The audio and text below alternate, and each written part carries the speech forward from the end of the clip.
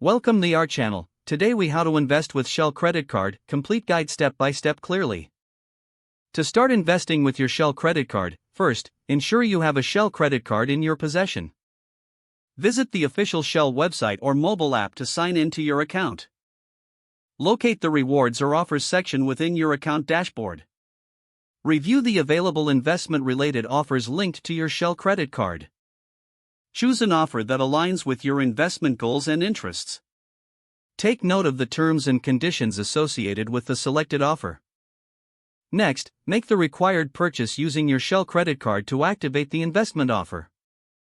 Monitor your transaction confirmation to ensure it qualifies for the investment opportunity. Once the transaction is complete, check for the points or rewards that will be credited to your account. Access your rewards balance within the Shell app or website. Identify the options available for redeeming your rewards for investments. Select an investment option that suits your financial strategy.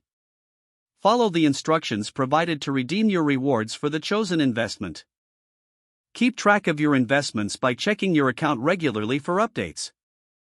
Consider setting alerts for major changes or updates related to your investments. Review your investment portfolio periodically to assess its performance. Adjust your investment strategy based on your financial goals and market conditions as needed. Utilize your Shell credit card responsibly to continue earning rewards for future investments. Stay informed about any new investment offers or promotions that Shell may introduce. Additionally, engage with financial news and trends to maximize your investment opportunities. By following these steps, you can effectively leverage your Shell credit card for investing. If the page does not load, refresh the browser or try again in a private or incognito window. Make sure you are using the correct email address, then retype it carefully to avoid small typos. If your password is not accepted, use the reset option and create a new strong password you can remember.